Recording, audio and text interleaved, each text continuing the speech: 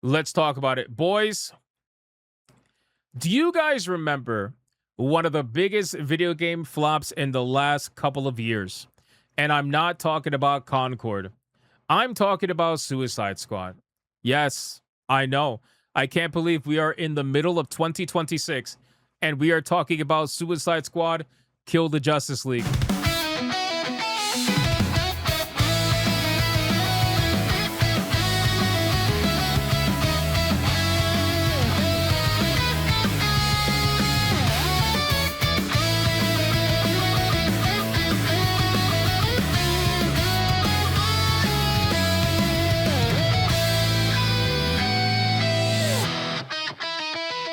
Thank you so much for watching this video, and if you guys want to see more content like this, make sure to hit that subscribe button and join me every single day 9 p.m. over on the main channel, where you can catch me live every single day 9 p.m. Eastern. I hope to see every single one of you there. Now back to the main video, like literally Kill the Justice League. But we're talking about this game for a reason, and it's because there's been a recent interview that is making the rounds that I find to be extremely interesting. And it is essentially from a developer inside of Suicide Squad, a designer specifically, who during this interview said that the flop with Suicide Squad, that game flopped so hard that it made him want to quit making video games, and warned that as an industry, we are severely losing our way. Now, as much as I know it's going to be funny to try to make fun of this person, I can't help but agree with this last statement. So let's hear them out. Let's hear them out and see what they got to say, because I do agree with that last statement. I think as an industry, we have absolutely lost our way. Now, they can mean as an industry, we've lost our way because they're not getting enough, pampering or whatever. Who really knows? So let's see what he means. I don't know if I'm done with the industry, but I'm done. This guy must be really not happy. Or this girl, I don't know who it is. Suicide Squad Kill the Justice League generally isn't remembered as a successful game, critically or commercially. But apparently the trauma of making it was enough to make not one, but two of its lead developers nearly quit the games industry. Of course, I was being exceedingly generous describing Rocksteady's live service Suicide Squad game as simply unsuccessful. In reality, it was a catastrophic failure, which, by the way, can I just throw in a little comment here while we're going through this? I think it's so funny. I think it's actually hilarious. Damn near comical that you have journalists that are now reporting on Suicide Squad Kill the Justice League as a catastrophic failure, when YouTubers like myself were calling it on practically the first week that the game was a catastrophic failure. And they told every single one of us that we were wrong. They told all of us that we were grifters, we were rage merchants, all we do is want to make people angry.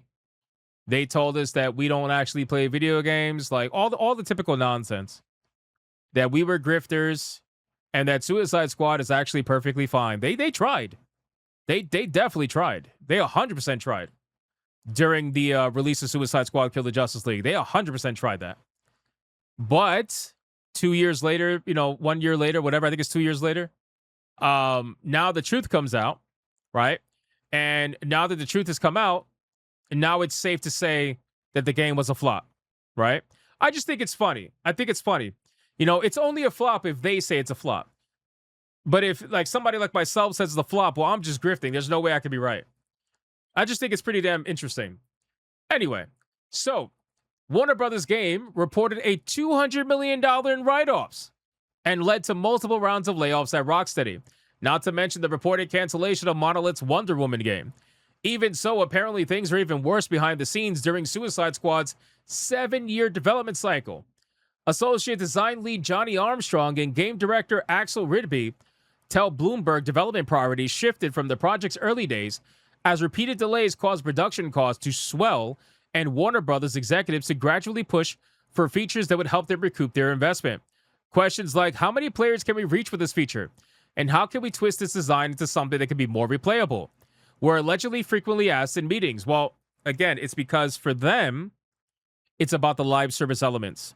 For them, they saw the successful Batman Arkham series, and they said, how can we take that and turn it into a live service video game? And that's how Suicide Squad Kill the Justice League was born. That's how it was born. They took a beloved single player franchise and they decided to try to live service it. And then now they're shocked Pikachu when they're losing hundreds of millions of dollars. They're like, why?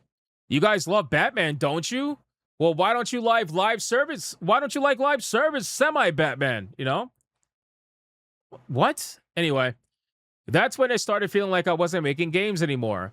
Ridby says, I was following a spreadsheet, some elusive marketing analysis spreadsheet that no one could present clearly. I kind of felt like this isn't the gaming industry I wanted to work in. I don't blame him. The guy's kind of winning me over. I'm not going to lie to you. I don't blame him. Because after a while, you got to remember a lot of these single-player studios have been approached to make live service games, and some of them flat out said no. And if you say no, a lot of the time it doesn't end well for you, you know? Armstrong felt a similar feeling of disillusionment following the game's disappointing launch, telling Bloomberg the experience developing the game and the subsequent blowback was bad enough that his joy making games was temporarily diminished. I felt everything drained from me. I need you to pause that. I need you to pause, bro. I need you to pause that. Pause that. I know we're being serious, but I need you to pause that. All right. I felt everything drained from me, Armstrong says. I said I can't do this again. I don't know if I'm done with the industry, but I'm done. I can feel myself coming apart at the seams. Of course, Armstrong and Ridby aren't done making games, but they did both leave Rocksteady after Suicide Squad, are joining forces on the indie retro deck builder RPG Secret of Circadia, which has racked up $1,500 in funding from its Kickstarter. That's obviously peanuts compared to a AAA budget, but if they manage to secure their goal of $11,382, we'll get to see if they're able to put their money to better use than they were under Warner Brothers' umbrella. I mean, listen, that's great. That's fantastic. Leaving the AAA industry to go make your own thing, you know, I respect that. I hope they find success. It doesn't seem like they're finding much success right now. But realistically, them leaving Rocksteady was probably the best for them, considering that it seems like that particular studio and Warner Brothers as a whole, they're really not focused on making video games. It's no different than Sony, right? Sony, PlayStation, all these companies, like, they're not focused on making video games, especially PlayStation, because they're obsessed with live service games. They're literally losing billions of dollars on live service games, and they're like, yep, we're going to keep doing it. We're going to keep doing it. We're going to keep doubling down, tripling down, quadrupling down. We're going to keep doing it. So, like, that's great, but, you know, again, it doesn't mean that you're going to immediately be loved by everybody else. Going independent is helping Ridby rediscover his love for game development, but he has a warning for publishers prioritizing sales potential over the passion of developers. I think as an industry, we're severely losing our way, he says. It used to be passion projects that you loved and hoped other people loved too. When they did, it was such an amazing feeling. It became less and less of that. It became, let's hope it sells. Let's hope we get money from it. Yep. That's exactly what it is. That's exactly what it is, man. This is why I keep telling people, man, this shit, the AAA industry especially, like, I want to focus on that. Because indie and AA, there's still a lot of passion there, right? There's still a lot of passion in those studios. They're not all perfect. Trust me, there are a lot of indie developers that are psychos. There's a lot of AA developers that are psychos, just like AAA. But there's still a lot of passion in the indie scene especially, and you see it in the work that people put in. I mean, for God's sakes, look at Hollow Knight. You know how much work Hollow Knight took? And it was made by a few people. How much work Hollow Knight actually took? And that game gives you an insane amount of content for the price of $20. $20, bro. You know? So, again, and it's even more ironic because Lego Batman just came out, and that game is infinitely better than Suicide Squad. I'm sorry, and that's a Lego game. Lego Batman, Legacy of the Dark Knight, is infinitely better than Suicide Squad. Infinitely better. That game is unbelievable compared to Suicide Squad Kill the Justice League. So, now, and the other ironic part to that is that there are some aspects of that game that development was helped by Rocksteady, which is most likely like the combat for the Arkham style combat. They helped on that game. So there are some developers out there, like, you still can do this. But you gotta find your way again. You gotta stop like worried about this live service bullshit. But realistically, that is the executives. They want the live service element. They want that because they think it's gonna recoup their costs, but they don't realize that 9 out of 10 times, maybe even 9.5 out of 10 times, it's gonna cost you more. Because now you got to pivot, you got to add more development time, you got to pay more salaries, and there's no guarantee you're going to make the money back for that. Unfortunately, the greed is just way too much in this industry. Because once we became the biggest entertainment medium in the world, and it's not even close. We also invited in every single shark, right? Every single shark, every single parasite. We invited them in. Whether knowingly or not, we invited them in. And when you have that kind of success, it's almost impossible to not get those parasites and to not get those sharks. It is impossible. Once gaming became corporatized, like majorly corporatized, it's impossible, bro. So the only thing you could do is make sure you put your money where you want to put it.